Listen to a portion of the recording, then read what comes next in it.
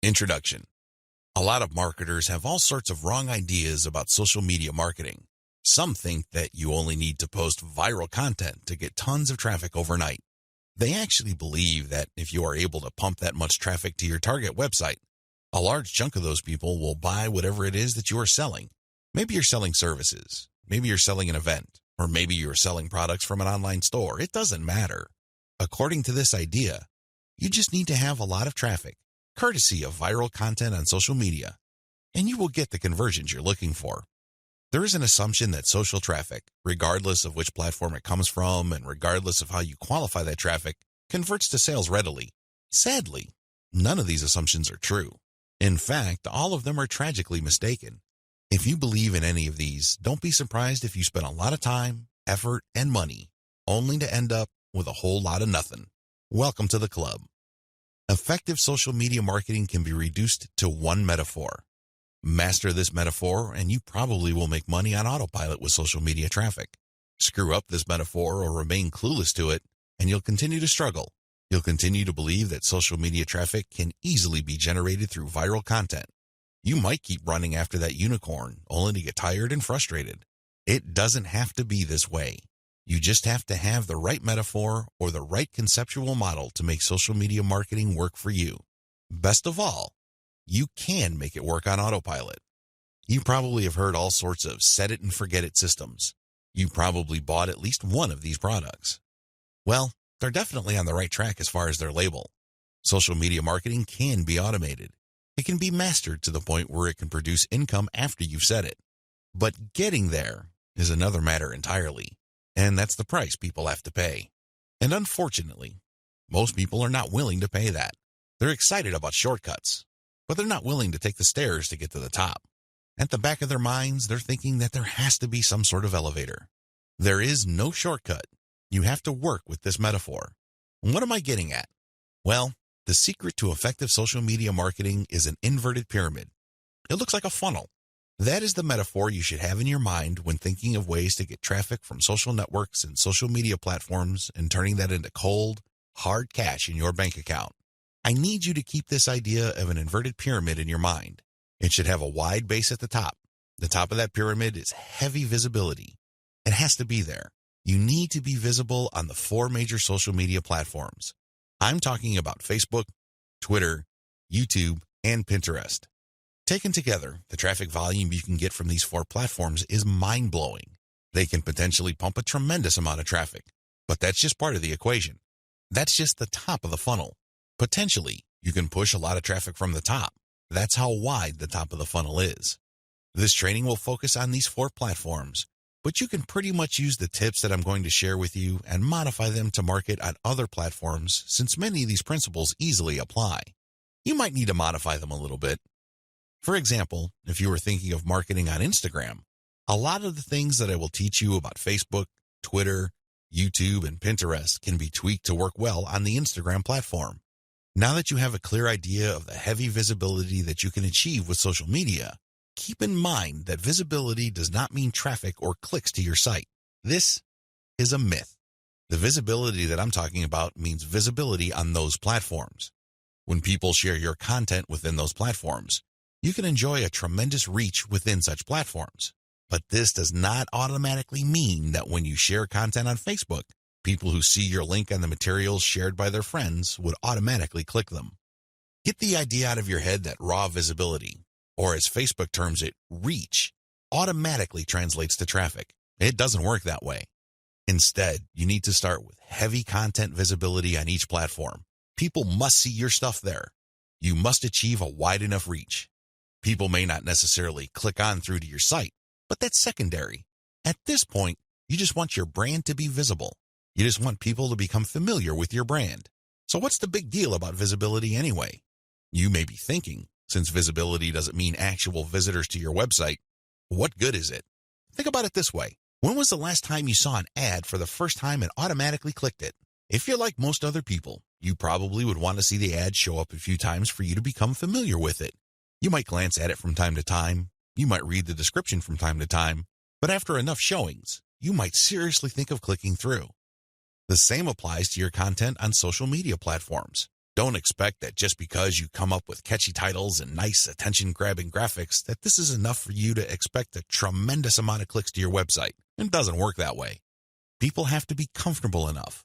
Your content has to become familiar enough for them to click on it. When audience members click on the content you share through your social media accounts, they get a chance to like your page, follow your Twitter feed, pin your posts, or subscribe to your YouTube channel. They still stay on the platform, but they get a chance to subscribe to your account or follow you. This is the second stage of the social media funnel or inverted pyramid. You have to develop some sort of in-platform credibility. Your content is not just this random material that came out of nowhere. Even if people don't click on it, they see enough similarity in terms of branding, graphics, as well as other content cues so that your brand stands apart from everyone else's. Again, they may not necessarily be motivated to click, but with enough repetition through social media channels targeting certain topic categories and hashtags, your brand doesn't remain an unknown quantity. Once you have people checking your content out through your social media accounts, you can then send them call to action content, CTA. This content recruits people to your mailing list. This social content that you're sharing offers some sort of incentive. Maybe you're giving away a free booklet. Maybe you're giving away software. Whatever the case may be, there is some sort of giveaway to incentivize people to click on that link, enter their email address, and join your mailing list. Whether you use freebies, special content, special free tickets to an online webinar that's pre-recorded, it doesn't really matter. Whatever the case may be, the end game is to get people to join your list. The end game? Well, when you look at the funnel, the end game is to get people to that narrow end of the funnel. At that end, you're not necessarily getting them to click on an ad to buy something. You're doing something far more valuable.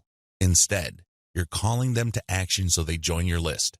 You are converting your social media reach, meaning the top end of the funnel, to list membership, which is at the very narrow point at the bottom of the inverted pyramid.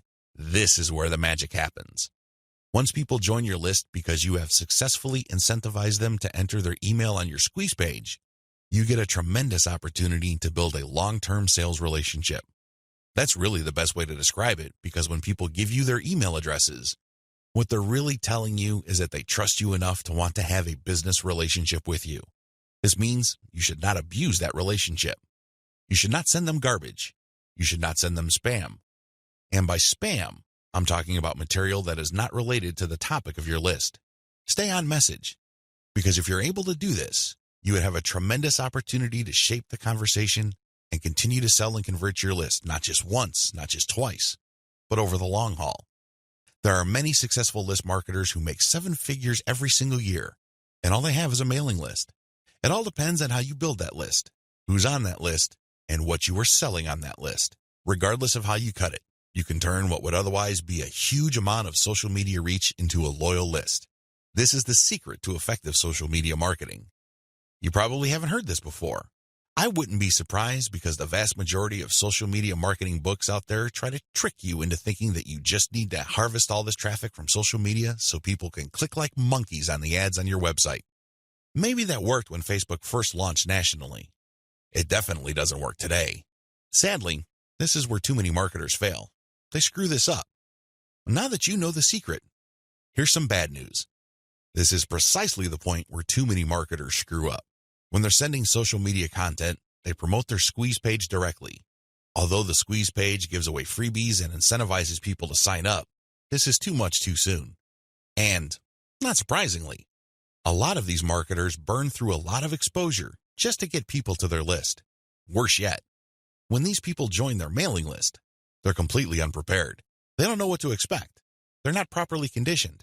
A lot of them are not even fully qualified to become list members. So what do? They end up doing a whole lot of nothing. This is actually the worst kind of list member. It's much better to just have a very tiny list, because if you have a huge list and almost everybody doesn't do anything to put money in your pockets, you're going to be paying for those list squatters month after month. Alternatively, you might attract list bouncers. These are people who join your list just to get whatever premium you're offering, download it, and then promptly unsubscribe. They have effectively bounced from your list. Effective social media marketing. Effective social media marketing means using your social media traffic and highly effective content shared on social media to build successful relationships. Your email list is going to be the platform you will use to convert the relationships made possible through all that social media traffic. You're essentially creating highly targeted mailing lists using content shared on targeted channels on social media. This is the secret to effective modern social media marketing. What social media marketing is and what it isn't. There's a lot of misconceptions regarding what social media marketing actually is. In fact, when you come across people who call themselves social media marketing consultants or practitioners, chances are very high that they will give you different definitions. Part of this is due to the fact that there are many different points of emphasis when it comes to social media marketing. Some people focus on the content. Others pay more attention to the network that the content is going to be addressed to. Others give more of their focus to social engagement. Naturally, to the layperson, social media marketing is a big question mark. I understand if you're confused at this point. In fact, you may be so confused that you try to simplify things in your head and end up focusing on how to get as much traffic for as little effort as possible. That is precisely how a lot of online entrepreneurs and marketers approach social media marketing. Sadly, that is a one-way ticket to failure or disappointment. It's not just going to work out sooner or later. With any kind of project, you have to have the right definition. Otherwise, you're making things harder on yourself. Depending on the definition you go with, you might have all sorts of expectations. And if these outcomes do not come to pass, your resolve and your motivation levels start to suffer. You have to work with the right definition. A winning definition. With all of the above said, what is social media marketing for our present purposes? Well, since this training uses list marketing as its main vehicle for converting social media reach into cold, hard cash, social media marketing is all about content-based audience relationship building. Let me repeat that. Social media marketing is all about content-based audience relationship building. You need to use content in a strategic way. You need to speak to certain audiences and build a relationship with them. This relationship is not this broad word that makes people feel good, but ultimately doesn't mean much of anything. Instead, this relationship has a tangible form. And I am, of course, talking about your mailing list.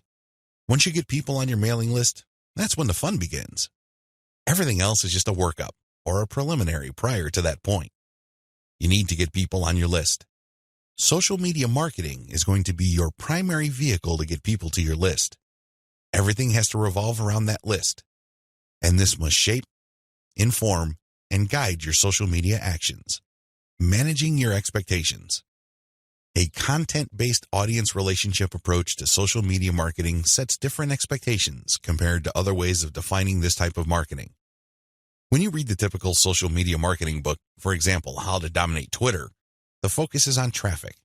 Unfortunately, if that is your main goal, you end up with a the more the better mindset, and you feel really depressed at the end of the day because the traffic doesn't come. Even if it does, there's not going to be enough of it. You have set yourself up to fail. When you use a content-based audience relationship building approach to social media marketing, your focus is on getting the right content in front of the right eyeballs to build the right levels of trust. This is a long-term game. It is definitely a marathon, not a sprint.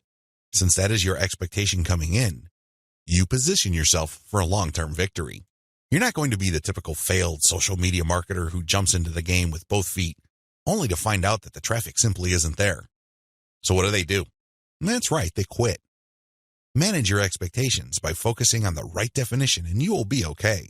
The worst thing you can do right now is to sabotage any chance of future success by defining the problem the wrong way and filling your mind with all the wrong expectations. Social media marketing can build brands if. Now that we've defined social media marketing, the next step is to focus on the end result of this content-based audience relationship building approach. If you do everything right, you walk away with a brand. And let me tell you, that is the best asset you will ever have. Now, in terms of real-world traffic, you may get a low to moderate level of traffic, but if you build a solid brand, that traffic is all you need. That is qualified traffic. These are not random people just blindly clicking on links out of curiosity. These are people who are actually interested in whatever it is you are trying to sell. They want to truly learn more. They want to build a relationship with you because they want to know what you're about, like what you have to offer, and eventually trust whatever it is you are pushing. These are real people. And this is only possible if you build a solid brand. You have to deliver solid value. I wish I could tell you that content marketing is enough to do it. I really wish I could say that, but that is not true. That only explains part of the situation. Sure, you have to deliver content that people truly are interested in, but at the end of the day, when they join your list, they are expecting and deserve value. That's how you build a solid brand. When people join your list, they will quickly find out that they did not waste their time because you send high-quality updates that actually add value to their lives. Social media marketing can explode the rate at which brands are formed. That's why a lot of people are ranting and raving about social media marketing. But a lot of them are clueless as to how to build a solid brand. Most of the time, they just stumbled into it. I'll let you in on the secret. It's all about content-based audience relationship building. There are many different parts to that equation, and I'm going to walk you through them in a practical way in the following videos.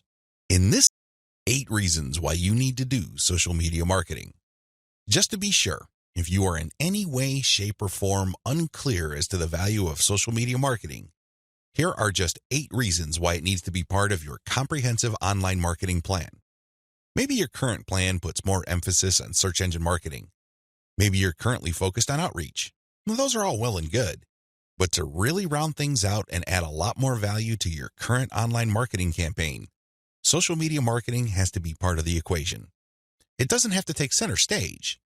It doesn't have to be your overarching priority, but it has to be a part of the total mix. Here are just 8 of the thousands of reasons why your company, regardless of its size, needs to do social media marketing. Reason number 1, social media's huge direct and viral reach. If you build a solid page on Facebook, you develop a direct reach. This means that a certain percentage of people who like your page will see your updates. While it is true that Facebook has been reducing the organic reach of Facebook pages recently, there's a workaround to that. When people go to your page, you can instruct them to like your page and then click your page's settings to show your updates first. You might want to show a video that teaches people how to do this. You might even post an animated GIF. Whatever you do, clue people in that they can fix their settings to see your updates first. Now, for people that take the time and bother to do this, you have to offer content that is really valuable. This puts the onus on you. There has to be real value on your page for them to want to do this. But you can increase your direct reach by instructing people. On top of that, when people like your content, they can share it on their wall. Since people on Facebook have friends and their friends have friends, this can easily have an exponential effect. In fact, even if your page only has 100 likes, but these are real people with real friends, don't be surprised if one of your posts gets really viral and spreads all over the place. Social media enables you to have a large direct reach. It also provides you with a tremendous opportunity to enjoy an exponential content coverage. Reason number 2, social media is habitual.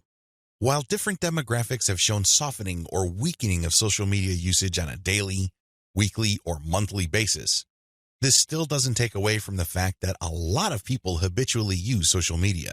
In fact, a lot of people do this the first thing in the morning. When they wake up, they go to their mobile phone or tablet and check their updates. It can easily become a habit. This gives you a tremendous opportunity to get your content and brand in front of many interested eyeballs. Reason number 3, target audiences use different content formats. The great thing about social media marketing is that you're not restricted to just one content format. You're not restricted to video, pictures, links, blog posts, text, or audio files. Instead, different platforms specialize in different formats. And when you create content for one platform, you can easily make different versions of it in different formats to spread out to other platforms. For example, I write a blog post and post it on Facebook. I create a very attention-grabbing graphic for that blog post. So when I post it on my Facebook page, a preview of the image shows up and it grabs a lot of attention. People click on it and they end up on my website. I can take that graphic and share it on Pinterest. I can take the text of my blog post or article and create a slideshow video out of it and share it on YouTube. I can also take that video and embed it in my blog post. I can strip different parts of the article or post itself and feed it into Twitter along with the link to the full post or article. Do you see how this works? You get access to the different audiences or those different platforms by simply repurposing or recycling the same content that you made for one platform and sharing those other formats on other platforms. This increases your potential reach. Reason number 4, most social media platforms can be segmented. If you've ever been to Instagram, you know that when you see a picture, it usually has many different tags. If you've been on Twitter, you'd see that a lot of the hot tweets also have hashtags. Those tags are very valuable. When you use a tag with your content, you are essentially categorizing your content. People use those tags to search for content. This is a very powerful segmentation tool. People who are looking for cute Chihuahua puppies will use certain hashtags that are different from people looking for libertarian political posts. If you have a very tightly defined audience, social media platforms' built-in segmentation tools and features can definitely help you. You probably already know that huge audiences that are not very targeted are essentially worthless. Thanks to social media marketing segmentation features, you can get a smaller volume of people from many different platforms, but you can rest assured that these people are actually interested in whatever it is you are saying. These segmentation tools go a long way in helping you to find a very refined and well-qualified audience base. This, in turn, increases your likelihood of making a sale. Reason number 5, sharing content on most platforms can be automated. Thanks to tools like Hootsuite and Social Oomph, you don't have to worry about manually going to Facebook or Twitter and copying and pasting materials from a document or spending hours setting up your scheduled posts. You can automate your posts to publish up to 6 months on Facebook. This means that you can set up your Facebook account to post 6 to 10 or more times every day, but you don't have to babysit it because you have fed the content in. The best part is that a lot of these automation tools use bulk feeds, meaning you can format your content in an Excel file and convert it to CSV and plug into these tools. You don't have to input the materials one by one. Talk about saving a lot of time while also maximizing your reach. Reason number 6, you can run a 2-track marketing campaign using mailing lists. The heart of a content-based audience relationship marketing campaign on social media is to build a highly targeted mailing list. Now, this is not what you think. A lot of people are thinking that once they build the list, they're on their way to becoming a millionaire. Absolutely wrong. They're missing a step. When people join your mailing list, it really is a general mailing list. By general, I'm not saying that it talks about all subjects under the sun. I'm not talking about that. Instead, I'm talking about general interest in the specific topic. You really don't know yet at this point who is a buyer and who is a person who is simply looking for information and is still trying to make up their minds whether they trust you enough. You create a general list, and then eventually you try to upsell them to a buyer's list. How do you do that? Well, you sell low-cost items on your general list. You can sell a booklet for $1. It doesn't really matter what the price is. It has to be very low because what you're really trying to do here is that you're trying to give people a means to identify themselves as a buyer, and you want to make it as smooth and easy as possible. $1 is almost an afterthought to most people. They won't think that it's too painful to buy your product. But once they get to your buyer's list, you eliminate them from your general list, and now you have a pure list of buyers. That list, my friend, is a gold mine. That's where you send your money-making updates. That's where you get people to check out your case studies and get them to pay top dollar for whatever affiliate programs or original products you are pushing on your buyer's list. This is called a 2-track marketing campaign. It's extremely powerful, and it has made a lot of people rich. But you have to step away from the very common mistake of thinking that once you get a lot of people to your mailing list, you have it made. Absolutely wrong. There is another step that you need to take. Reason number 7, your brand gets natural repetition through multi-platform marketing. Assuming that all your social media accounts on all 4 major platforms look similar to each other, you get many bites at the apple. You really do. When people run into your brand on Facebook, there's a chance they might run into your brand on Twitter. If there is enough graphical similarity between your brands, then they can see that you're all over the place, and they can converse or engage with your brand regardless of where they are on the internet. Eventually, this builds a tremendous amount of familiarity, and people might become so comfortable that they join your mailing list when you call them to action. The best part of this is that it happens naturally by you simply creating accounts on all the major platforms. Your brand speaks to people who are interested in your niche regardless of where they go. Reason number 8. Save money through content repurposing. Make no mistake about it, content generation is expensive. Even if you hire highly qualified, talented, skilled, and experienced people from countries with huge numbers of people who speak English as a second language, you can still be out thousands of dollars every year. High-quality writers from places like India, Pakistan, and the Philippines may be cheaper than American writers, but their costs still add up over time. One of the things about social media marketing that really excites me is the fact that you can create content and repurpose it into many different formats. This reduces your cost. If I hire a writer from India and pay that person $1,000 a month, I can get a fixed amount of content. At this point, I can choose to pay that person another $1,000 to get even more content, or I can take whatever content he or she produced and turn them into videos, infographics, or strip them down into questions for tweets. I can turn them into diagrams. I can take the voiceover of the video that I produced and turn it into a sound file. I can even make a slideshow of those materials. Once I have all this repurposed content, then I can share them on format-specific platforms. For example, I can share the slideshows on SlideShare. I can post the infographics on Pinterest. I can post the product shots or general product pictures on Instagram. I can post the questions on Twitter. I can also post the videos on YouTube. Best of all, I can post all the formats on Facebook. Do you see how this works? When you do this, you buy content once, repurpose it, and share it so you get a higher chance of getting traffic or visibility with that repurposed content. You're not creating content constantly. In fact, the name of the game is to produce as little content as possible, but market these high-quality pieces widely. This is how you maximize their value. The old idea of constantly publishing content just to get a few eyeballs here and there is dead. Seriously, that's a one-way ticket to the poorhouse. Your better approach would be to make that content work for you by converting it into many different formats. You then share these different formats on platforms that specialize in those formats. I hope the 8 reasons above are clear and that you are pumped up to do social media marketing right. In video 3, we're going to talk about picking a social media marketing campaign that is most likely to produce results for your type of online business. See you there. You need to modify your social media marketing campaign based on your online business type. I know this video is going to throw a lot of people off, but people need to understand this. One of the major reasons why a lot of otherwise intelligent and experienced social media marketers fail to get the results that they're looking for is the fact that they're using the wrong approach. Their approach to social media marketing and the websites they're promoting is a one-size-fits-all approach. Now, you don't need me to explain to you why that's a bad idea. It doesn't work in most areas of your life, and it definitely doesn't work when it comes to social media marketing.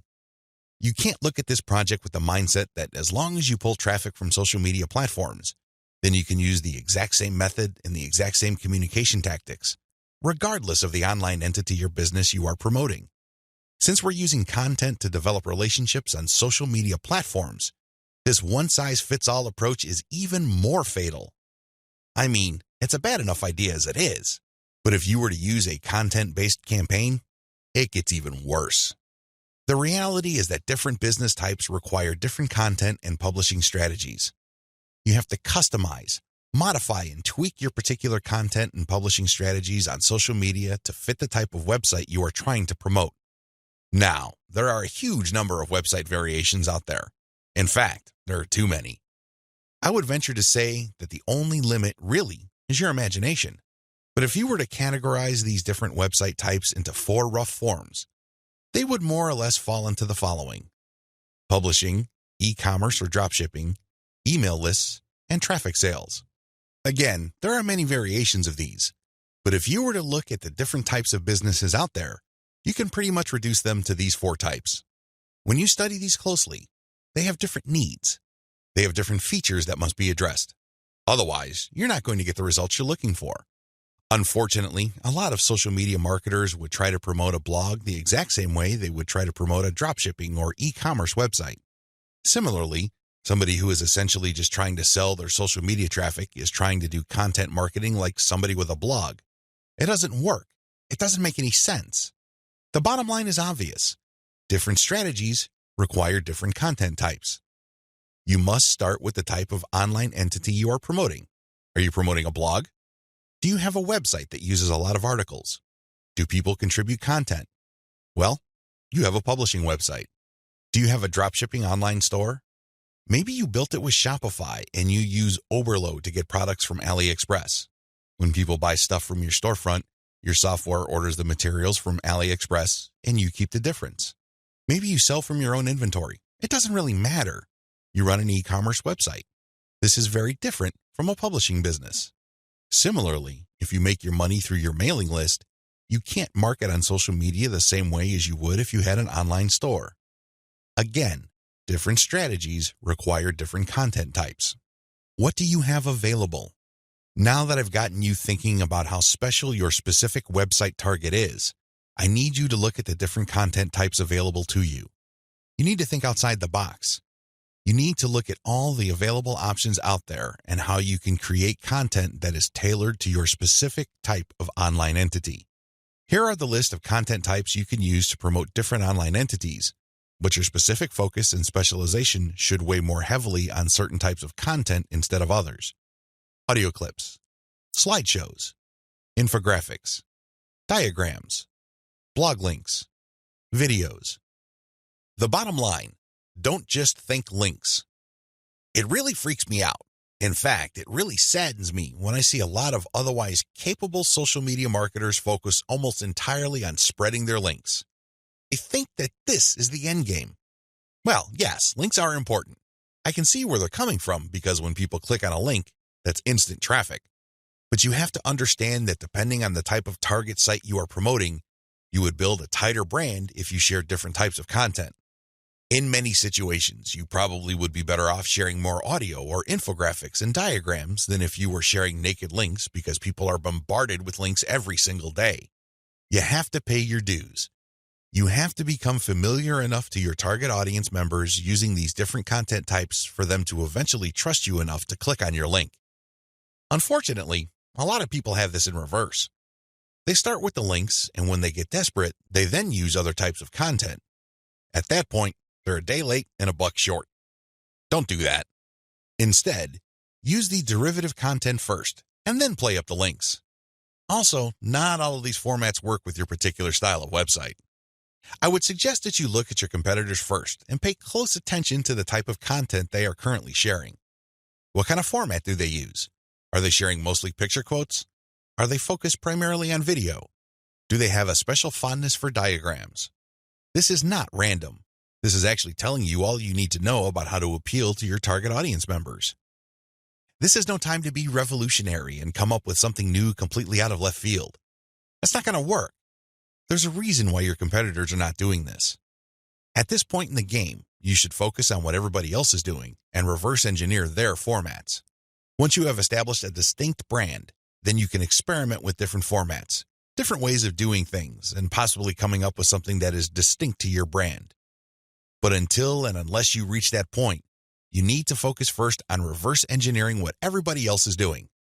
In other words, let them do your homework. Focus on what they're doing right and build on it. Figure out their areas for improvement and come up with a more compelling offer. Pay attention to what they're not doing.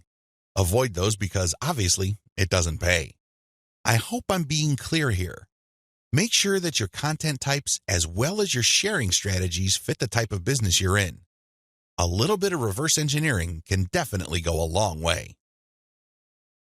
The classic way to do social media marketing and why it is a waste of your time. Before I jump into the actual meat and potatoes of this training, I need to devote some real estate to how other people are doing social media marketing.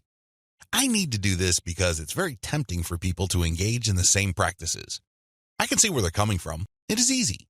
It's like seeing some chump change in front of you, and it's almost irresistible to fight the urge of bending over and picking up that change. But when you do that, it will throw you off. It will give you a false sense of incentive or reward, and don't be surprised if you end up giving into your worst instincts, only to walk away with less than nothing. This happens all the time because human beings, being the way they are, would always take the path of least resistance. Who can blame them? But by warning you about how this works out, it is my hope that you stay away from this and focus instead on investing your time, effort, and energy on the right way to do things. The classic approach to social media marketing. So what is the classic approach to social media marketing? Well, it's actually quite simple. Whether we're talking about Instagram, Twitter, or Facebook, you need to only follow, like, or friend people who are interested in your niche. You connect with all these people, and then after you have followed them, a lot of them would actually follow you back. For example, on Twitter, for every 100 follows, don't be surprised if maybe 20 to 30 people follow you back. Now, this is where it gets really bad. Classic social media marketers would then spam their followers. They would just send all sorts of unrelated garbage, and then they would unfollow.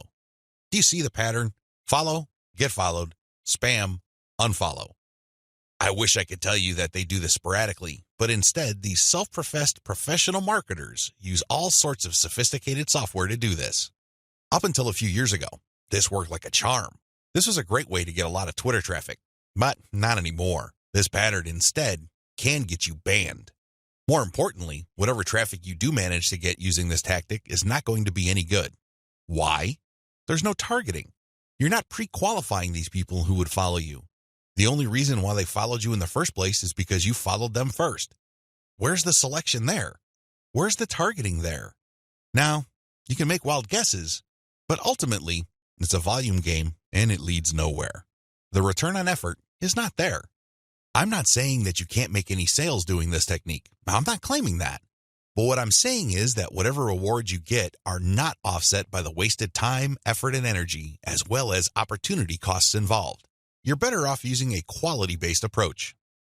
Audiences are looking for quality. The bottom line to modern social media marketing is to use quality content. Your content will speak for you. Your content will do the pre-sales job regarding your brand.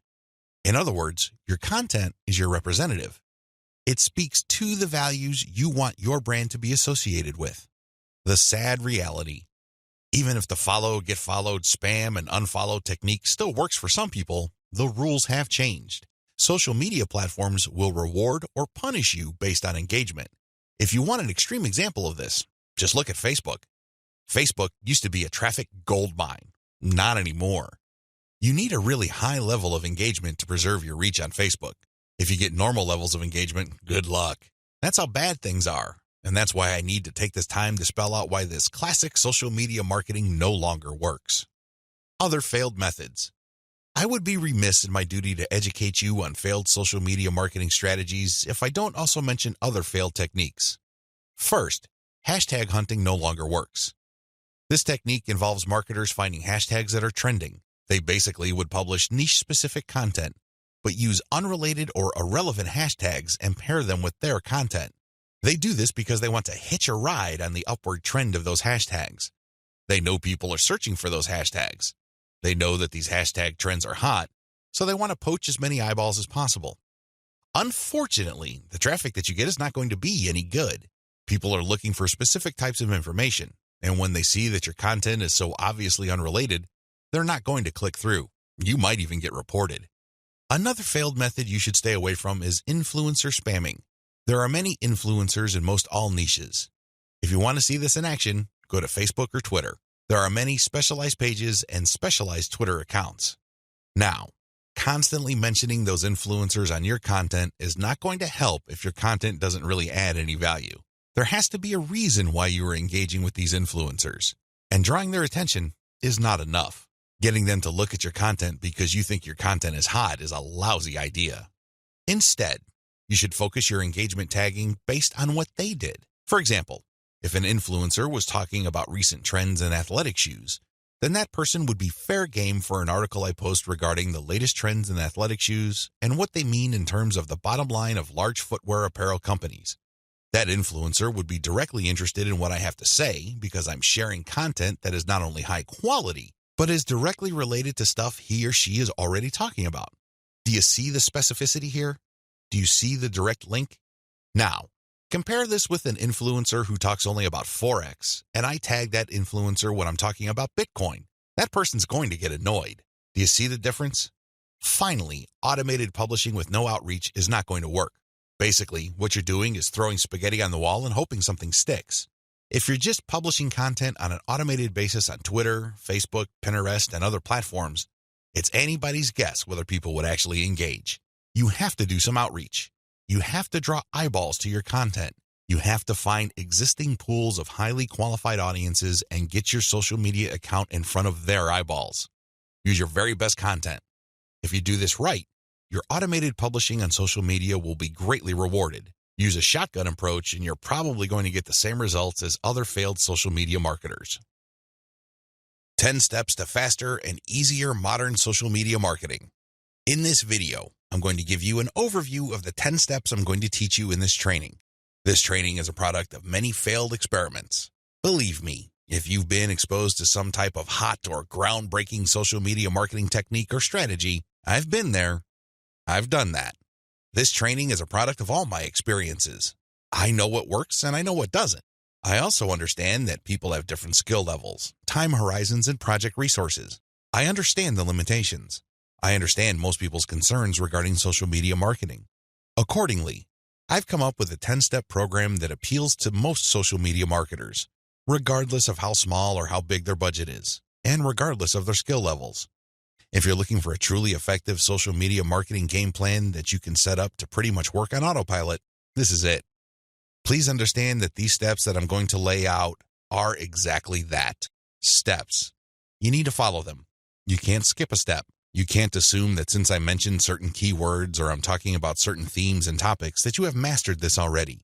I need you to look at all this information with an open mind and pretend you are learning social media marketing all over again. If you don't have that mindset and you are all too eager to skip steps, don't be surprised if the plan that I'm teaching you will not work for you. How can it? You zip through it. You rushed. You skipped through certain key parts. You need to be patient with this program by going through each step. Don't go to the next step until you've mastered the step you're on. I know you're busy. I know you don't have the time, but you need to do this right. Otherwise, you only have yourself to blame if things don't work out. Are we clear? Okay. Here are the 10 steps to faster and easier modern social media marketing. Niche research and targeting. Content curation. Reverse engineer your competition's top content.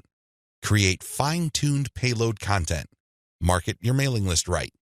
Unlock the power of repurposed multi-platform content. Automate content sharing. Scale up your targeting. Sell to your list differently. Reinvest your profits the right way.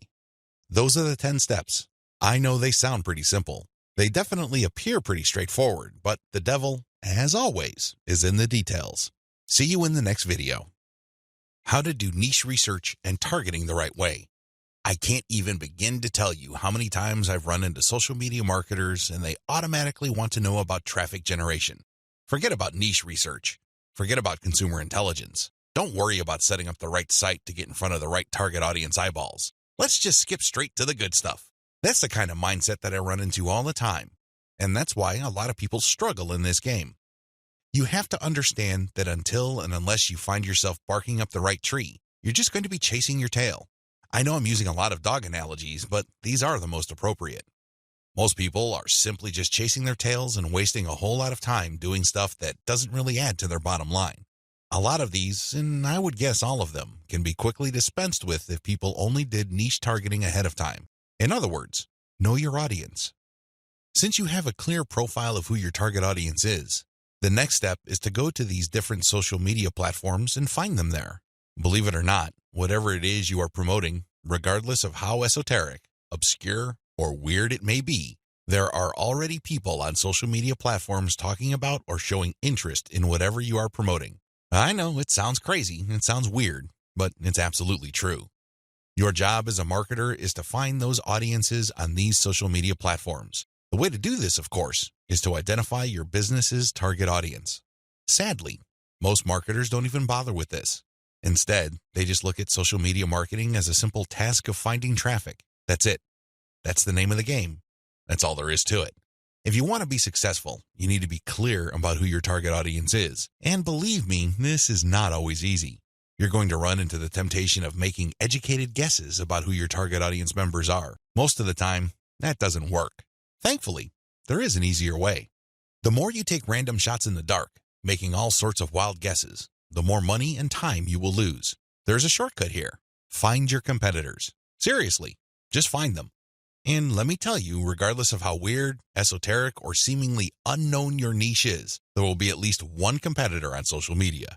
Find that organization or business and let them do your niche and target audience research for you.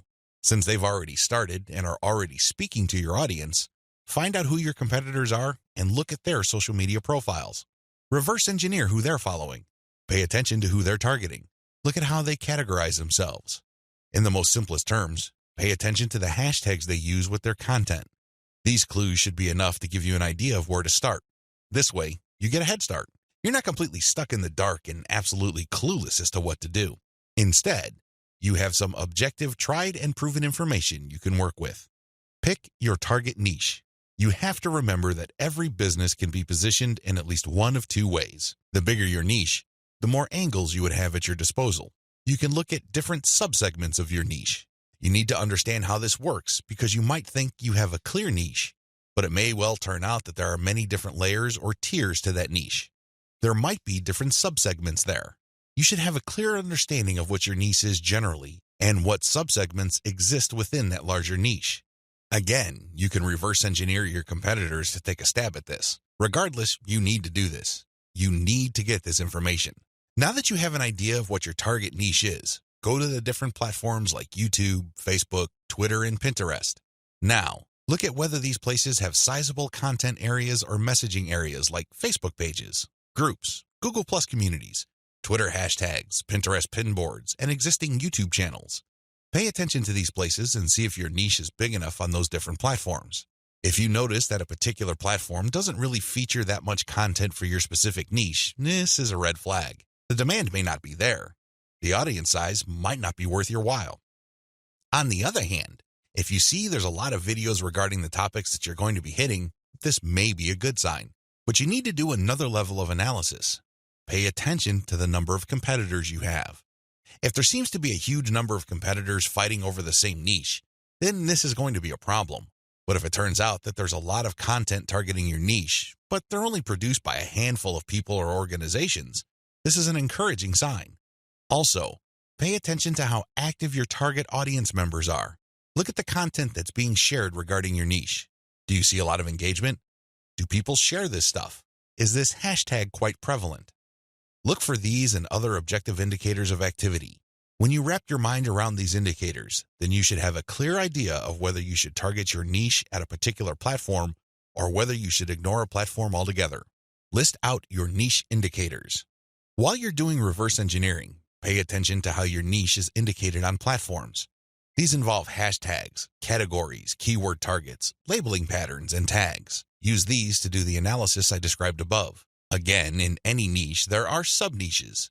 So your goal here is to find a sub-niche or a way of positioning your content so you don't run into a ridiculous amount of competition. You're still tapping into a sizable pool of demand, but you're not making things impossible for yourself by running headlong into well-entrenched professional competition. You will probably need to keep experimenting with different sub-niches until you find one that is promising enough. Content curation, your secret social media marketing weapon.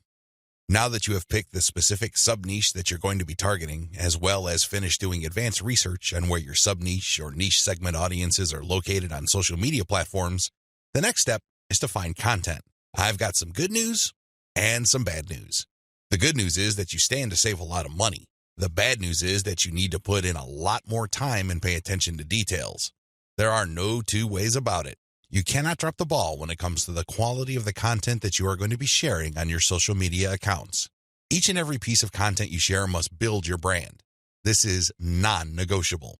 You can't just pick random pieces of content that somehow, some way has something to do with your niche. That's not going to help you get the right eyeballs. That's not going to help you establish the kind of credibility and authority you need to eventually convert highly specific and qualified traffic from social media into cold, hard cash. What is content curation? As I mentioned above, you stand to save a lot of money with content curation. This should be obvious. After all, you're not going to be using the content that you yourself created. Content curation is all about picking other people's content and sharing those materials on your social media accounts. This creates a win-win situation. Since you're sharing links and descriptions of such content, the creator of that content gets free traffic. You, on the other hand, get to build up your credibility because people are rewarded for following your accounts with highly targeted, highly specific, value-added content. Everybody wins. The user wins, you win, and of course, the original content creator comes out ahead. This is how it's supposed to work. You win big time because you save a tremendous amount of money not having to create a huge amount of original content. If you've ever tried to write your own stuff or outsourced content creation, whether in the US or to other parts of the world, it can get quite expensive very quickly. Content curation enables you to build credibility with your audience in a very inexpensive way. You use other people's content. You get to entertain them, build credibility, and gain their trust. The downside here is the time. Sure, you're not spending greenbacks, but you're definitely going to be spending time. As I mentioned above, you cannot be indiscriminate when you are trying to do content curation. Whatever goodwill you have built up for your brand will go up in smoke if people catch on to the fact that you are just randomly curating and spreading low-quality content that may have something to do with your niche. That's not going to cut it, not by a long shot. Adopt the right content curation strategy. Now that you know where your target audience members are on social media platforms, you build credibility by populating your social media accounts with highly credible, high-authority third-party content. This is called curation. In between those materials, you're going to be sharing your own original content. From time to time, you're going to call people to action to take a look at the incentives you're giving away for them to join your mailing list. This is how you play the game. When people follow you, they are rewarded with top-notch content. It doesn't really matter whether you produced that material or it was written by somebody else. Your followers get rewarded for following your account. They get niche-specific material. Eventually, you build trust with them because you only send them the very best materials. They start paying attention to your own materials. More importantly, they start noticing the content you share, which actively encourages them to sign up to your mailing list. This is the key. You intersperse your own original content. You create an impression of quality in their minds because you're sending only the very best third-party content. You then mix in your own original content, which is of the same quality as the other stuff you're sending. Eventually, they warm up to your brand, and this is where your call to action content comes in. You call them to action regarding the freebies you're giving away. Maybe you're giving away software, a booklet, discount codes, or even a full-blown book. It doesn't matter. You are ethically bribing them to enter their email addresses so they can download the incentive. That's how you build up your mailing list. On top of all this, when people join your mailing list, you call them to action to share the emails that you're sending them. Maybe you should ask them to forward that email to their friends. Maybe you would want them to copy and paste the material and post it on their Facebook wall. The best part to content curation is that it's very easy to automate. Seriously, this is one way of content promotion that is very automation friendly. You only need to get the URLs of the third-party content that you're curating and plug them into an Excel sheet. You then convert the file into a CSV file, which is then imported by social media scheduling tools like Hootsuite and Social Oomph. You don't have to manually enter anything. You don't have to schedule everything by hand. You can do all of this through software. Isn't that awesome? You get to build credibility while at the same time minimizing work. Now, with that said, you need to pay special attention to the content quality. High attention to detail is the key. You have to resist the temptation of running basic keyword searches on Google or on social media platforms and grabbing anything that is somewhat related to your niche. That is a one-way ticket to brand destruction. You worked hard to build your social media brand. It really would be a shame to see it all go up in smoke because the content you're curating is very unpredictable when it comes to quality. There may be several days when you're sending the very best, cutting-edge reports on your niche, followed by a few days of just completely worthless content. What do you think prospective fans would think? Either they would think that your brand is unreliable or you're unprofessional. Whatever the case may be, you're not going to be convincing people that your brand focuses on the very best in your niche. You need to be very discriminating when you select your content. You have to read through the materials. Make sure that the content is alive, updated, and well-written. This, of course, takes time.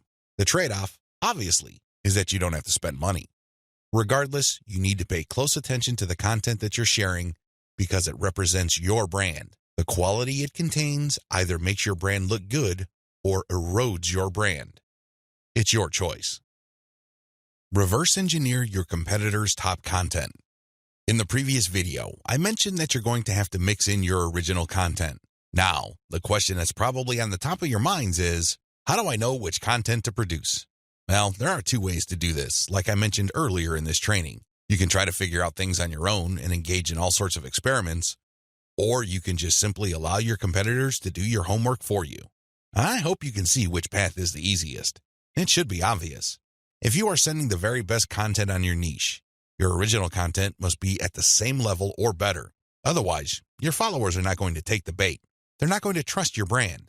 They appreciate the fact that you're collecting all this information, and they're probably going to stick around and follow your social media accounts. However, you can't count on them to do much of anything else. There's really no incentive for them to join your mailing list. Why should they? Your content is not that great.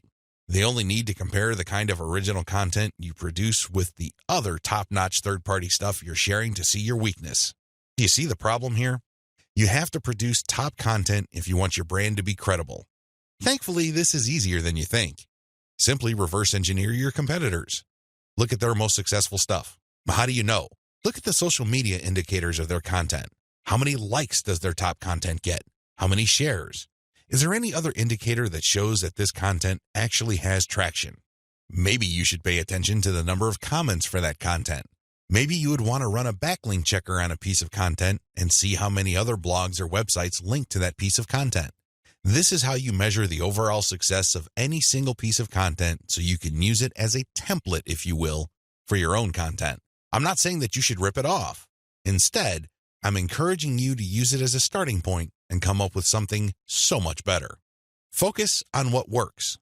When you look at your competitors' most social pieces of content, you are basing your own original content on themes and topics that actually work. They have traction with your target audience members. You're not wasting money or time taking wild guesses. This is one of the most common mistakes social media marketers make. They think that they have the best ideas regarding hot content in their niche, so they come up with all sorts of content that they think is just plain awesome, only to fall flat on their faces.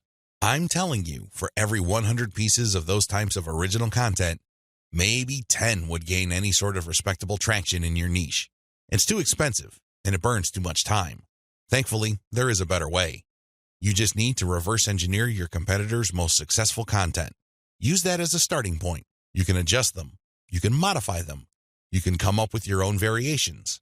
But at least you get a head start. At least you're in the ballpark when you start off. You're not just taking random shots in the dark. Learn from your own success. After you have started curating and mixing in your original content, pay attention to your statistics. They should tell you which of your content gets the most love. If you notice that a handful of your curated third-party content gets a lot of retweets, shares on Facebook, or any other indication of social media engagement, pay close attention to those pieces of content. At some level or another, they struck a nerve. They caught your audience members' attention in a very positive way. Find these successful curated pieces of content and create original versions of them. Similarly, if you have many different original pieces of content, only a handful of them will be really successful. Pay attention to those. Find them. Once you've identified them, create more of them. Focus on the same themes and present similar information the same way. The key here is to focus on what works and expand it and grow it. Ditch the stuff that failed. Build on your strengths. Create derivative, cross-platform variations of your most successful content. Now that you have a clear idea of how to create content that has proven traction, don't just keep reverse engineering it. While you need to continue doing that, you also have to do something else. Create derivative or cross-platform versions. For example, one particular type of blog post does well on all your social media accounts. Identify its themes, pay attention to its patterns, and come up with another blog post. See if that works. If you achieve the same level of success, you're onto something. This is not a fluke. This is not a one-time thing. You have struck on a theme that your audience members readily enjoy. The next step is to take things to a whole other level. Instead of just cranking out yet another blog post, create videos about that theme, make specialized diagrams, produce infographics. Take these materials and share them on social media platforms that specialize in those formats. For example, for blog post URLs, share them on Twitter and Facebook. For videos, share them on YouTube. For diagrams and infographics, share them on Pinterest. Drilling even deeper, look at your hottest blog posts and strip out key questions and use these as leads or titles for tweets. Tweet the same content several times over the course of a week. Of course, don't drop it all in 1 hour, but space them out. Still, when you use the right questions, you become very visible on Twitter. Pair these with the right hashtags. The bottom line, the great thing about content curation is you save a lot of money, but you are also positioning yourself to build on your strengths. You focus on things that you're doing right and figuring them out so that you can predictably produce successful content. Now, this is not going to happen overnight. You have to keep experimenting until you find the right themes that consistently work with your audience. Fine-tune your payload content. As I have mentioned previously, you can come up with your very own content based primarily on the social signals of the top-notch third-party materials you are curating. Put simply, when you are going through your research, you will keep coming across certain pieces of content which get a lot of engagement on social media. These are all the objective indicators you need to understand that you are looking at high-quality, high-demand content. At that point, you can come up with your own version of that content. You can use it as a template, so to speak. Another approach would be to just do curation first. You just take all the high-quality third-party content with great social signals and put them all on auto-publish on your social media accounts. You run this curation campaign for several weeks. Soon enough, you will see a pattern. Eventually, you will see that some of these materials get a lot more engagement than others. At that point, you can then come up with your own version. Personally, I pick my own content using both methods. If I'm in a hurry to get people to sign up to my mailing list, I do the first method. But if I'm unsure about the niche or I'm still trying to feel my way around in terms of understanding my audience, I would stick to the second method. There's really no one right answer. It really all depends on your situation. The great thing about the second method is that you are picking out your original content strategy based on what actually works in terms of your social media accounts. You have to understand that even though high-quality third-party content may have a lot of objective social signals, those signals may have been generated in different contexts. Maybe the original publisher was doing something that you may not be doing. Do you see how this works? Still, you can definitely do the first method if you're in a hurry. But if you have some time to spare, you might want to try the second method. Do curation first, let it run, and then pay attention to your statistics. You should be able to see a pattern. In fact, based on my experience, content that tends to do well often falls within a narrow range of themes. In fact, in some of my campaigns, almost all of the content that got a lot of love from the internet was focused on one question. That's how focused your audience's needs may be. You should pay a lot of attention to the following. Look at the engagement of the content and the click-through. A lot of social media marketers drop the ball at this point. They think that it's all about engagement. I'm telling you, regardless of how many likes, shares, or comments a piece of content gets, if people don't click through, those engagement signals are not worth much. Remember, at the end of the day, you want traffic. That's the whole reason why you're doing this in the first place. Getting caught up in how many shares, likes, or comments you get is not going to do you any good. You have to always pay attention to the click-through. There has to be some sort of ratio between total engagement and click-through. The higher the ratio of the click-through, the more attention you should devote to a piece of content. Study high click-through and high engagement content closely. Now that you have identified curated content that performs well, the next step is to analyze them with a fine-tooth comb. Ask yourself, what problems are people interested in when they read this piece of content? How are these pieces of content positioned or presented? Do they use some sort of emotional headline? Do they use subheadings that ask questions? Do they drag the person along? Or do they just lay out the information dead center? Pay attention to cosmetic issues. People do judge a book by its cover, and blog posts and articles are no different. How are these materials formatted? Do they have big pictures? Do they have header pictures? Do they use diagrams? What are they doing exactly? Once you've answered all these questions and you're comfortable with the answers you got, the next step is to create your own content specification sheet. This is going to be your template. Now, make sure that you're not just basing it on one successful piece of content. That third-party content might be a fluke. The company behind it might just have gotten lucky, and for some reason, that piece of content went viral. That's not going to help you. You have to base your template on the success of many different pieces of curated content. This way, you can be more confident of the fact that even if you barely comply with all the specifications, you would at least get some decent and positive results. Using the information above, create payload content. Now that you have gotten your template together, you need to create your own high-quality, high-engagement original content. This content is going to be used to sell people on your mailing list. When they read this content, they're supposed to get excited about joining your mailing list. This is content that is most likely to be credible and most likely to be shared. Are you excited? Well, don't get too excited. A lot of people jump in with both feet and they end up sabotaging themselves because the payload content they create looks like an advertisement. That's obvious spam. Nobody's going to trust you with that. You're obviously trying to pull tricks and play games. That's not going to work. Instead, the content must be informative. Think of it as an infomercial. You're selling something, that much is obvious. But people have to walk away with solid value. You have to walk that tightrope. There's a thin line between shoving stuff down people's throats and providing solid value without asking for anything in return. You have to come up with a decent compromise between the two. The bottom line is, whatever you do, the content you produce must be valuable. It must add value to the lives of people reading your materials. That's how you build credibility. That's how you get people to get excited about your mailing list. Remember, your list is supposed to add value to their lives. It's going to be very hard to give that impression when the content that you share is worthless. I hope you can see that. I'll see you in the next video. Market your list right. Now that you have figured out your payload content, the next step is to understand what kind of giveaway you're going to have to use to get people to sign up for your mailing list. In an ideal world, people can see the value you bring to the table. They only need to look at the content you share as well as the crucial information they get from your premium content. They see this premium content and they see what you're about, what you have to offer, and why it's such a good idea to sign up to your mailing list. Unfortunately, things don't work out that way. Even if you have the very best blog posts and articles on your website, people still need a push to sign up to your mailing list.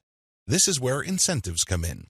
You're going to offer free, high-quality premium content, but you're going to repackage it in a way that people would appreciate. Maybe you put in a book.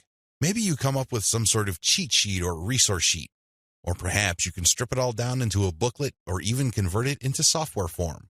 Whatever the case may be, this premium free giveaway content is going to act as an incentive for people to join your mailing list. They get a copy of whatever it is you are giving away for free in exchange for their email. I call this an ethical bribe. You're bribing people to sign up to your list. Normally, they wouldn't. Only a very few people would take the time and bother to sign up for your list, regardless of how awesome your blog posts and articles are. That's just the reality. Finding out what to use as an incentive. I hope you can see the logic behind giving away freebies so people can sign up to your mailing list. People need a push. People need some sort of extra sweetener to get the deal going. They need something extra to get them off the fence and onto your mailing list. Now, the next step is to figure out what kind of incentive to give away so people would join your mailing list. The good news is, you don't have to start from scratch. You don't have to take wild guesses. You don't have to take shots in the dark. When you pay attention to your top-performing original content, you should have all of the information you need to come up with a compelling incentive.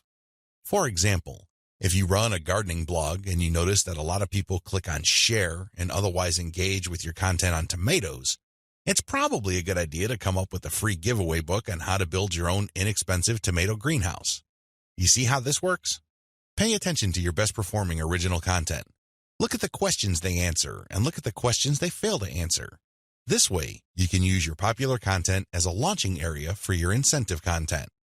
You let your readers know that if they need more information, and they will because the content that they're enjoying or missing certain items, they should click on this link. That link, of course, is your squeeze page. The squeeze page advertises your giveaway and lists out the reasons why people would want to download that giveaway. It's pretty straightforward. You're just offering premium content that your other freely available content is already pointing to. They're pointing to that content because they don't contain that material. They do a good job of building credibility and authority. They do a great job adding value to the lives of your readers, but it's also obvious that there are certain parts that are missing. For those extra materials, they have to sign up. It's absolutely free. It doesn't cost them a dime, but they need to sign up to your mailing list. This is how you set up your mailing list. It has to be closely tied to your premium content. Coming up with incentives or freebies that look like they came out of left field because they're unrelated to whatever it is you're currently doing is not a good idea. Chances are quite good that you're going to fail. When you come up with incentive content that is directly related to the materials you're already sharing, you create a feeling of value. There's also a feeling of exclusivity. After people have seen your content and have become aware of what you are and what your brand is about, you let them in on a special premium. This is a special deal that other people who haven't accessed your brand have no idea about. Position all your original content to push your mailing list first. To play up the value of your incentive content, you first have to promote the value of the mailing list. I know this sounds counterintuitive, but if you think about it, it makes all the sense in the world because, in reality, It's the mailing list they're signing up for. The freebie that you're giving away is just a bribe. It's intended to get people to enter their email address and nothing more. If you were to use all your original content to play up the fact that people can get this additional content, don't be surprised if people sign up to your list and quickly unsubscribe because they really don't care about your list. Again, you're walking a tightrope here. On the one hand, you want people to get excited about the premium you're giving away for free in exchange for their email address. On the other hand, you want people to see the value that they would get by being members of your mailing list. This is how you should play it. All your original content should push your mailing list first. I'm not saying that you should not tie it into the incentive, but your original content should highlight the fact that when people join your mailing list, they will continue to get valuable information. This is the key, because when you use your tried and proven content to push mailing list membership, people are less likely to join your list and immediately unsubscribe. They are aware of the value that the list can possibly bring to their lives. You then play up the premium content as part of the membership. In other words, it's an extra. It's not the main focus of the list. Keep the list separate from the premiums you use to get people to sign up to your list. I hope this is clear because you want to play up the list first, but it must be obvious that you are using the premium content, whether it's a free book, a booklet, a cheat sheet, some sort of pre-recorded video, or something else, as a means to get people to make a decision. That's the bottom line. You want the incentive to push people to make a decision to join your list, but all your original content, and your website by extension, should push the reader to see the value of being a list member. A lot of social media marketers completely blow this. They think that it's all about marketing the incentive. Well, to continue with the example I raised earlier, what happens after you get people to sign up to your list in exchange for the greenhouse guide? That's right, nothing. Why? You played up the value of the greenhouse guide to such an extent that people are clueless as to what other value they would get from your mailing list. Indeed, don't be surprised if people start reporting your list as spam after you start sending them updates. They were so focused on getting the free book that the updates from your mailing list completely took them by surprise. This happens all the time because of faulty messaging on your blog or website. You cannot afford to play the game this way. You worked hard to pull all this social media traffic to your site. You spent a tremendous amount of time, effort, and resources to build a solid brand. Unfortunately, you're dropping the ball if you market your mailing list this way. You must sell the list first, but the incentive must be used to push people to make a decision. This is the proper order of priority. Anything else will fail. Set up your squeeze page for maximum social appeal. As I mentioned earlier, you should use your content to push your mailing list. You should use your content to upsell your squeeze page. But this doesn't mean that you can get away with badly designed squeeze pages. It's not going to cut it. Your squeeze page must be well designed. After all, this page is a specialized recruitment page. When people get on this page, you have to make the case as to why they should join your list, and not just for the incentive. While the incentive takes a big chunk of the real estate of a squeeze page, you should be clear about the fact that people are signing up to your list. With that said, you have to make your case. Why should people bother with your updates? Why should people stay on your mailing list? What kind of value would they get? Remember, people are always asking what's in it for me. Your squeeze page must answer that question effectively, clearly, and powerfully.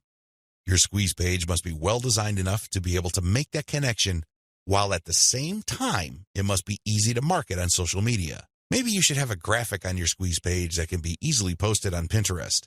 Maybe you should have a video on your squeeze page that can be easily shared on YouTube. There are many ways you can go with this. What's crucial is that your squeeze page must be social media ready. At the same time, it should also do a good job of recruiting people. Set up the right confirmation page. When people join your list, thank them and make them feel welcome. You also have to clue them in regarding the content they should expect to receive. Make them feel that they just did the right thing. Make them feel that they solved a major problem. Not only do they get access to the digital freebie you're giving away, but they're also going to be receiving valuable information regarding a particular topic that they have problems with. This is how you sell the list. Simply hyping up and over-promoting the premium is not going to help you convert social media traffic into cash. That's just not going to happen. You have to sell the list. You have to build trust in the list. Unlock the power of repurposed content. I've already described this in an earlier video, but this topic is so important it deserves its own standalone video. When you create original content for your blog or website, you already know that this content has some sort of traction in your niche. You already know that there is a significant amount of demand for this particular type of content. Not only did you base your decision on the social signals of your reverse-engineered competitors' content, but you're also picking out content choices based on your own statistics. In other words, you're basing your best content on tried and proven material. You're not taking shots in the dark. You're not taking wild guesses. You're not crossing your fingers and hoping that something sticks. Instead, you have based your decision on what actually works. Congratulations! But you shouldn't stop there.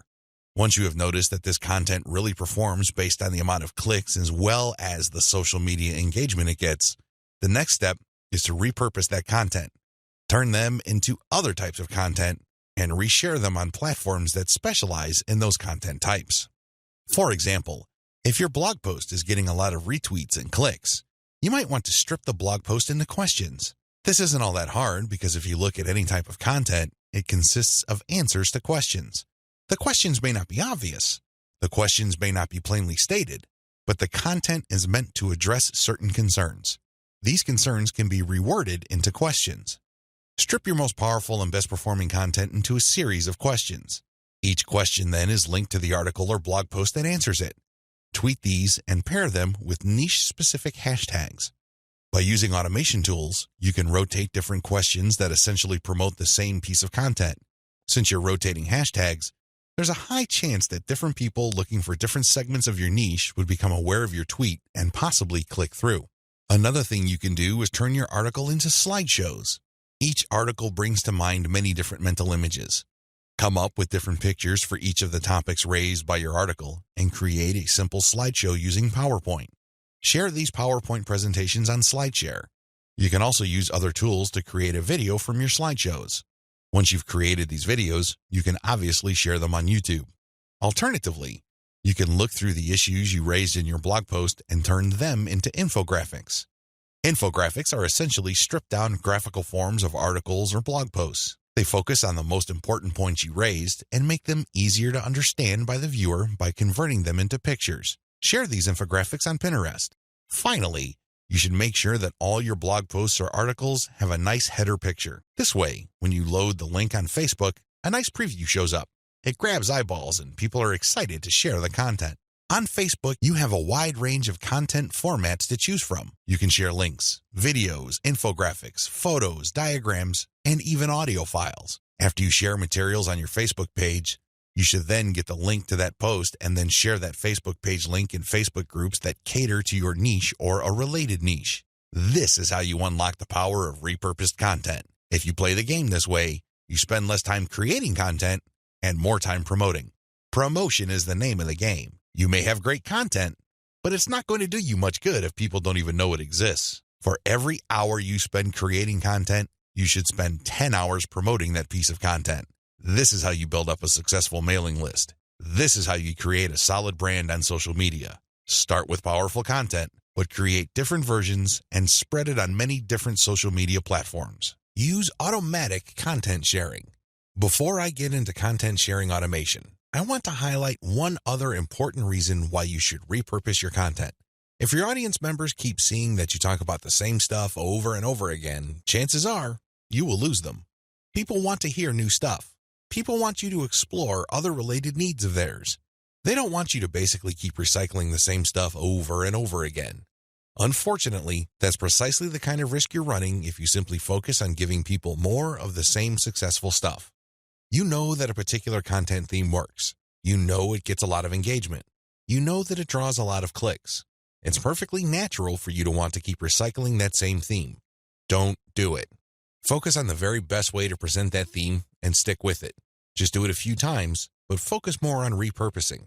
This way, when people get into contact with your content, they can see that you are talking about something that appeals to them, but in different formats.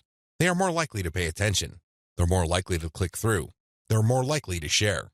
Keep this in mind when it comes to repurposing. Don't think that Video 11 is completely optional. It isn't. You want your social media feeds to consist of highly successful content as much as possible. It really would be a shame to figure out what works, only for you to get lazy and just focus on text content. I'm sorry to say it, but text content can only take you so far, which brings me to content sharing automation. Since you're going to be sharing a lot of content, And much of this content being third-party as well as original and repurposed content, you're probably going to have your hands full if you decide to do this manually. First of all, since you're going to be covering many different platforms and sharing different formats on those platforms, you have a lot of forms to fill out over and over again. Sure, you may have created an account, one for each of those platforms, but submitting to those places requires you to fill in forms. Posting on Facebook involves form filling. Now, if you really don't have that much content to share, this should be barely manageable. But if you're looking to maximize your visibility by publishing on your social media accounts several times a day, you need to automate. Unfortunately, simply plugging in information into content publishing tools is not going to do you much good. You have to know when to publish. Believe it or not, the vast majority of your target audience members check their Facebook, Twitter, Pinterest, and YouTube accounts within a certain block of time every single day. Post outside of that block of time and you miss the eyeballs of the vast majority of your audience members. Sounds good so far, right? Well, here's the problem. Different audiences have different time preferences. How would you know? This is where experimentation comes in. First, you're going to have to share your content randomly at different times of the day. As much as possible, share content every hour. Set your content automation tools to publish every hour. Let this run for about a week or two. After the experimental period is over, check your stats. Facebook Insights, for example, will tell you when most of your page fans checked out your content. Armed with this information, you should set up your automated software to publish your content in a cluster to fit those optimal times. For example, in the experimental stage, you're publishing one piece of content every hour. That's 24 pieces of content spread out over a full 24 hours. After you checked Facebook Insight, it turned out that 80% of your content views actually take place between 8 a.m. and 5 p.m. You then take those 24 posts and compress them within that 8 a.m. to 5 p.m. window. This is how you publish in clusters. Forget time blocks outside of that time frame. This way, you maximize your chances of the right eyeballs seeing your content. Special notes for Twitter. If you're going to be publishing on Twitter, republish your content many times during the day at the most optimal time frame. Facebook Insight already told you that your content is being viewed within a specific time frame.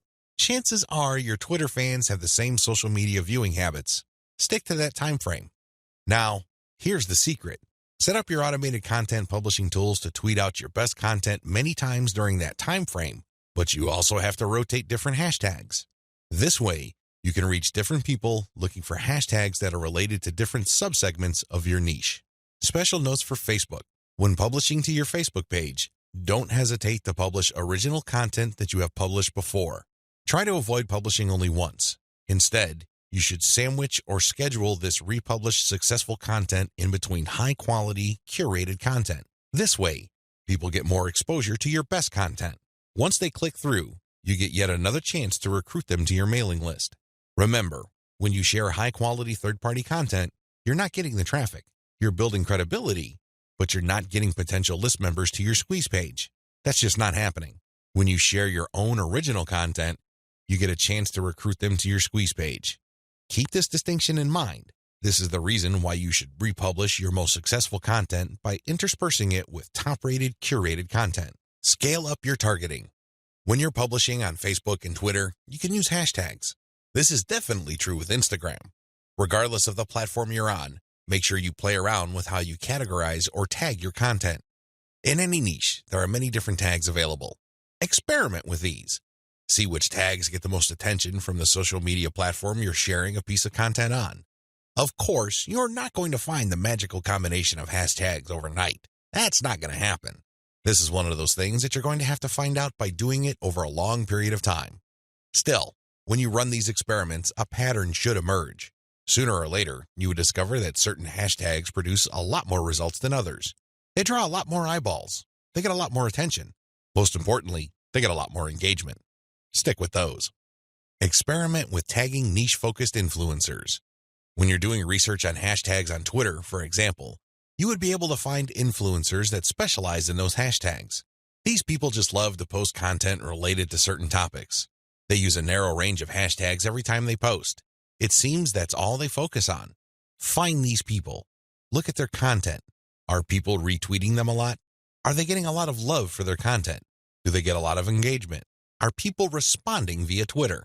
It should be fairly easy to see which accounts are influential in your niche and which aren't.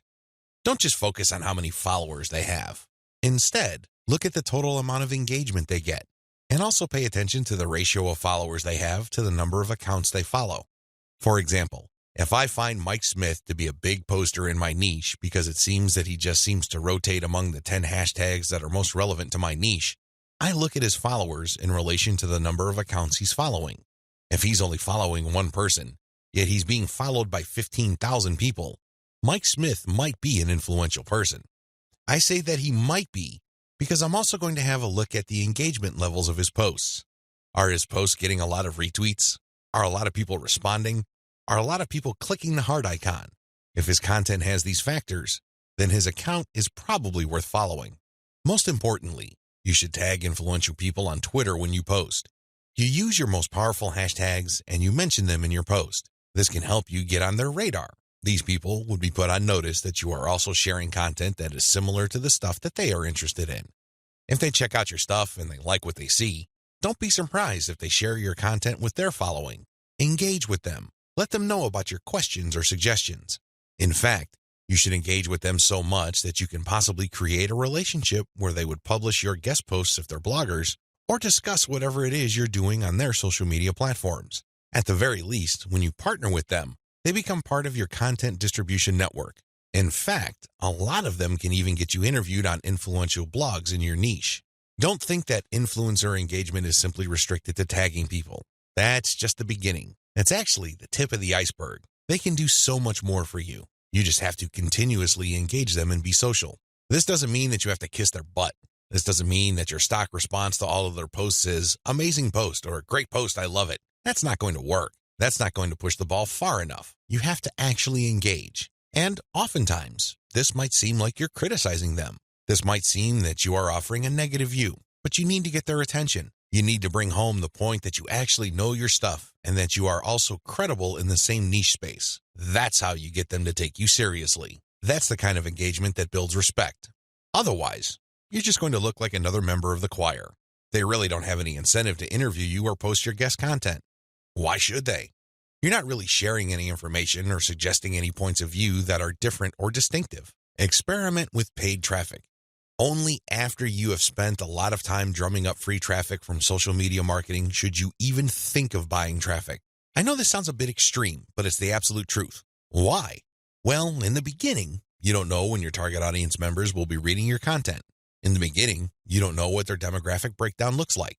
How many males compared to females are in your audience pool? Do males or females like certain types of content that you share? What are their age ranges? Where are they located? I hope you see the big picture here. You have to use free traffic to do initial audience intelligence. Once you've gotten all these important insights, you can then start paying for Facebook ads and other platforms' ads. If you start any earlier than this point, you probably would end up wasting your money. Study your statistics first. Pay close attention to audience patterns. Take out ads based on these patterns. Sell to your list differently. At this point, you have turned social media traffic into list members. Congratulate yourself. You've managed to do something the vast majority of social media marketers cannot do, or, worse yet, don't even think about doing. It's quite an accomplishment. Unfortunately, even at this point, it's still too easy to drop the ball. In fact, a lot of people who have mailing lists stay with one mailing list. They think that as long as people who visit their blog sign up to their mailing list, they're good. Well, at a certain level, they're correct. A certain percentage of those list members will buy affiliate products that you promote on your list. A certain fraction of your mailing list will buy your original products. Some may even visit your online store and buy merchandise. But the problem here is that if you accept this scenario, you are settling for cents on the dollar. You really are. Don't you want to maximize the value of all your hard work, focus, and energy you invested in your venture? Wouldn't you want to maximize your return on effort? If you want to get maximum results from your mailing list, you have to sell your list differently. There are really no two ways about it. Every other approach would lead to, at best, mediocre results or, at worst, no results at all. Keep the following tips in mind. Use different content on your list. When people join your mailing list, chances are they joined because they got exposed to some of your content. They already know what you talk about. They are already familiar with the quality of your content. They understand the themes that you focus on.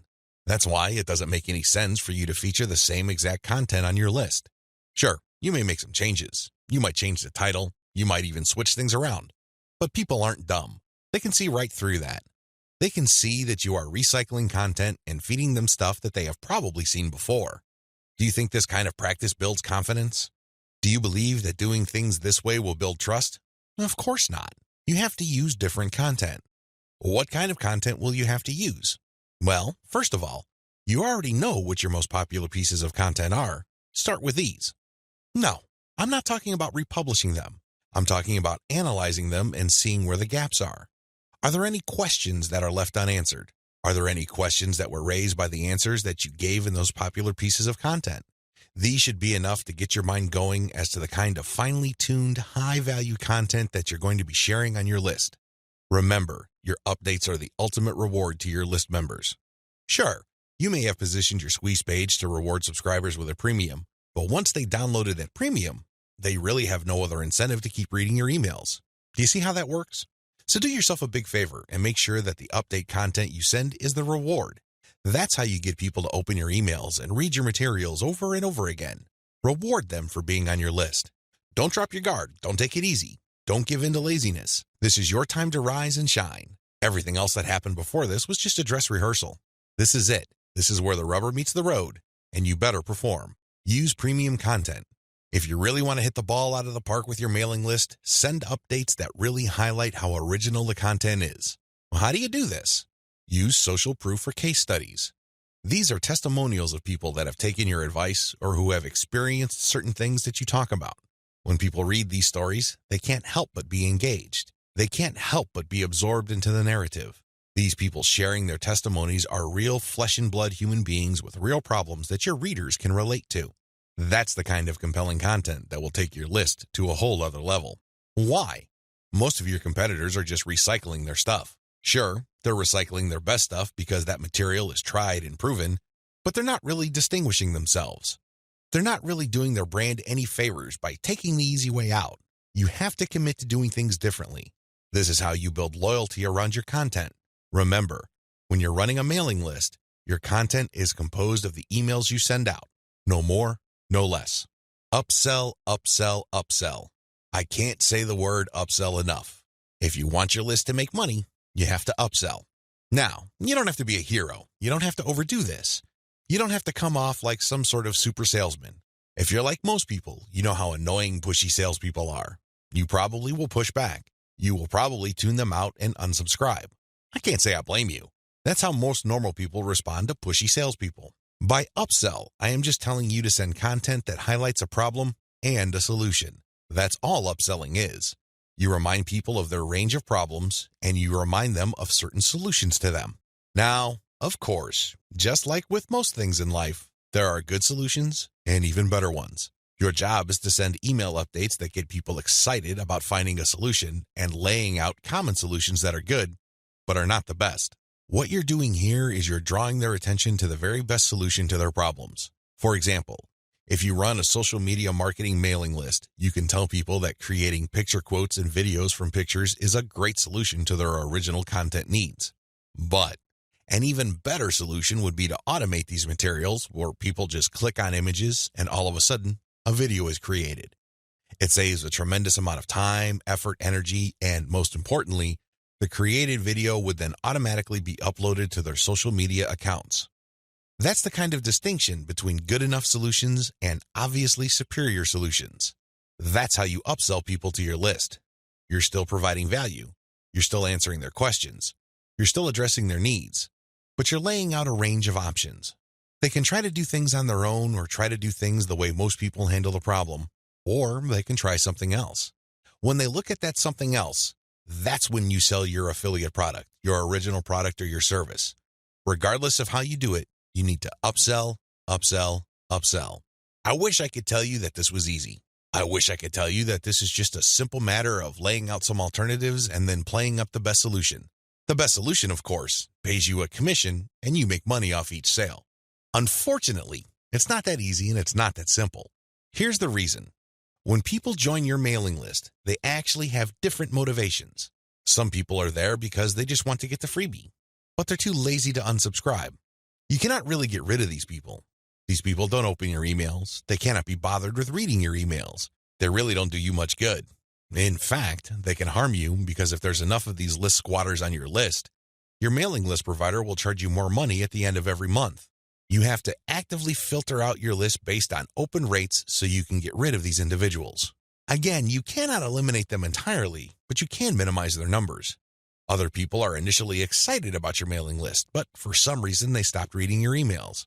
Even others constantly check your emails, and they really love what you have to share, but the problem is they feel that your premium offers are simply too expensive. Now let me clue you in on a secret. When somebody tells you that whatever you're offering is too expensive or too unaffordable, what they're really trying to say is that you haven't completely sold them on it yet. Alternatively, you haven't completely filtered them yet. Either they're not motivated enough or you did not give them enough reasons to be motivated. Regardless, they're still on the fence. You need to push them off the fence. Expert salespeople know this because in the big scheme of things, there's no such thing as unaffordable. If you talk to somebody and you convince that person that they absolutely need to buy your product, there's really no difference between a $10 product and a $1,000 product. They will get that product because you have elevated their perception of that product to the realm of need. People take care of their needs first. Their wants are often left at the back burner. I hope you understand this. I hope you get this. It's not because your affiliate product is too expensive in absolute terms. Instead, it's because you have failed to either qualify the prospect or make your case. And this is why simply upselling by itself is not going to work. You have to take the next step, which I'm going to describe below. Use the $1 list filtration method. You have to filter your list members into two groups, interested people and interested people who buy. These are two totally different groups of people. Now, please understand that just because people open your emails religiously, it doesn't necessarily mean that they would buy from you. Like I said above, maybe you did not present your case properly. Maybe you did not qualify them properly.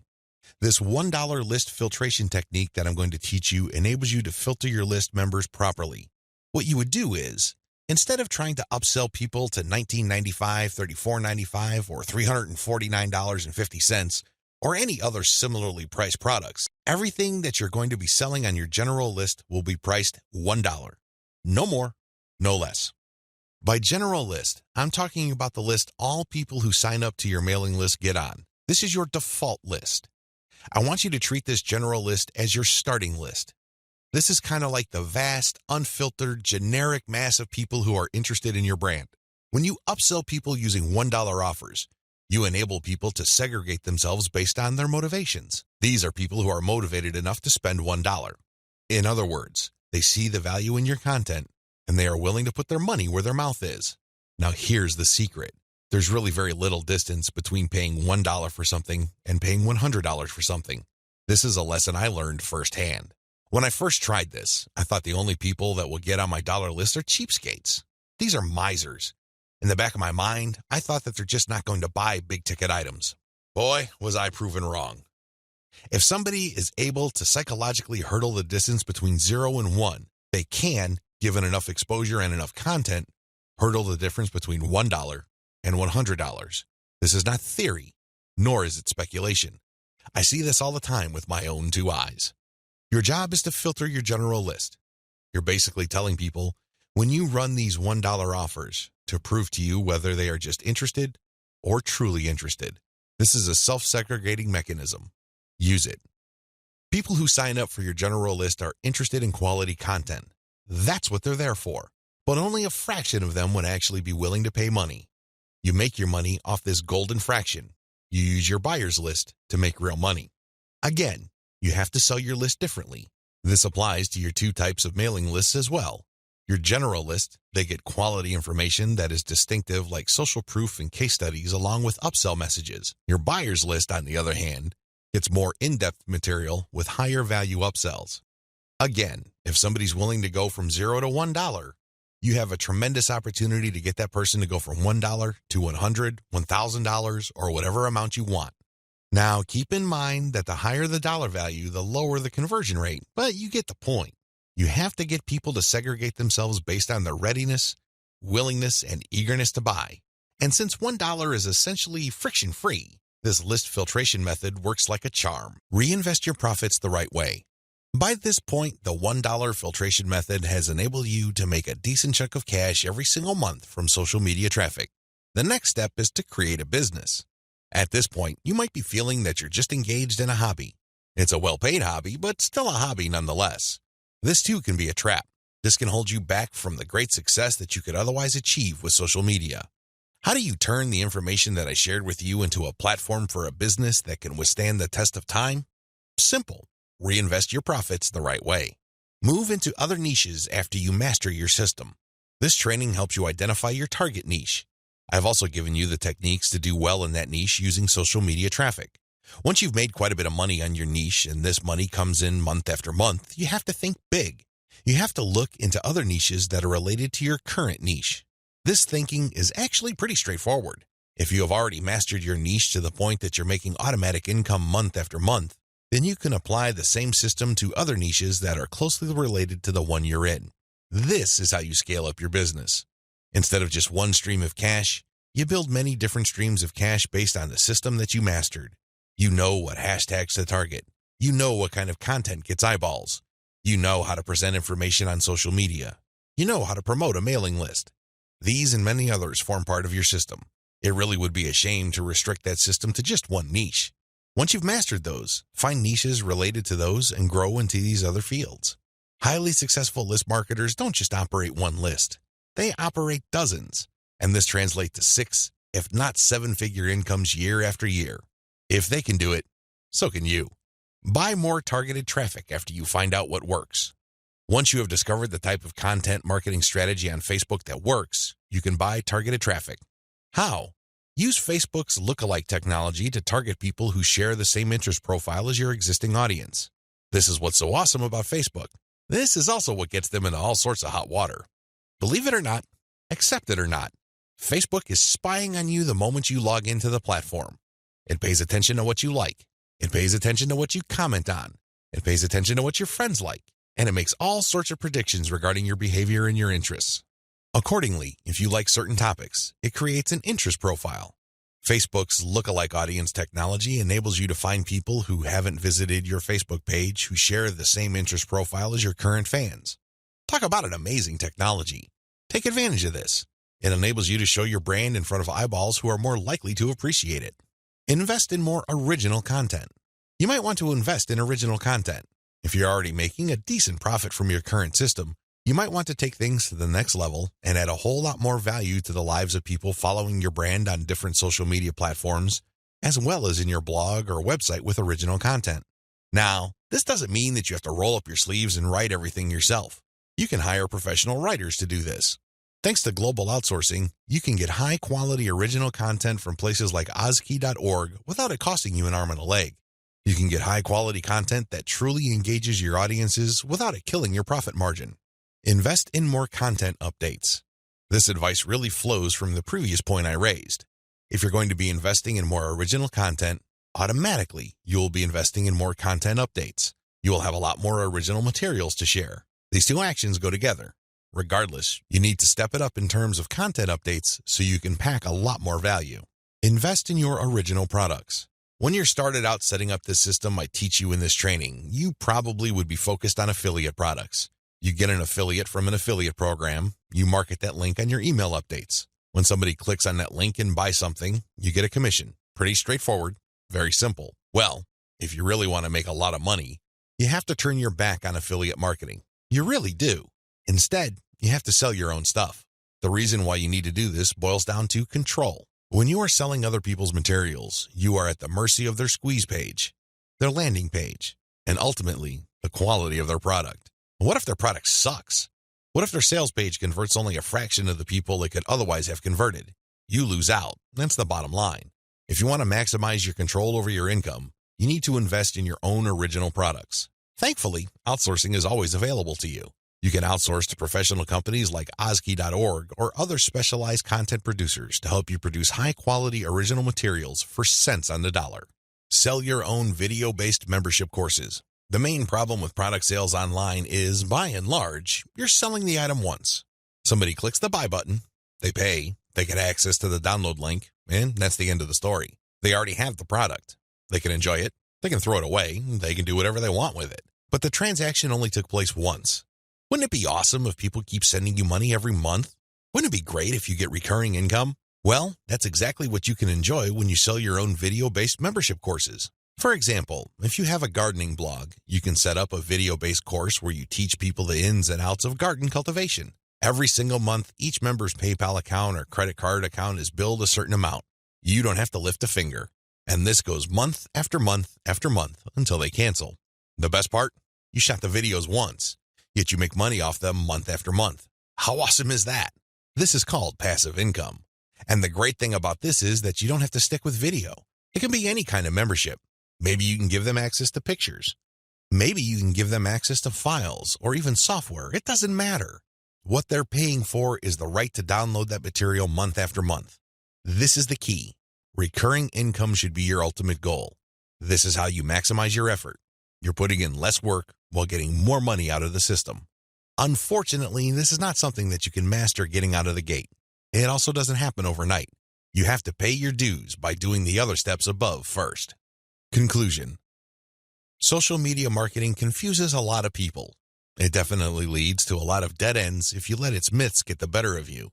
This training shines a light on one effective way of using social media exposure to turn social media reach into cold, hard cash in your bank account. While I'm not claiming that these steps are easy, they are doable.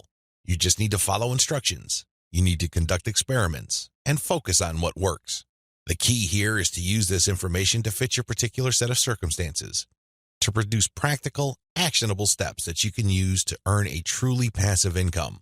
Don't move one step ahead until you've mastered the previous step. Now that you have all the information that you need to succeed, please understand that none of this will make you rich if you let it stay in your head. Not in a million years.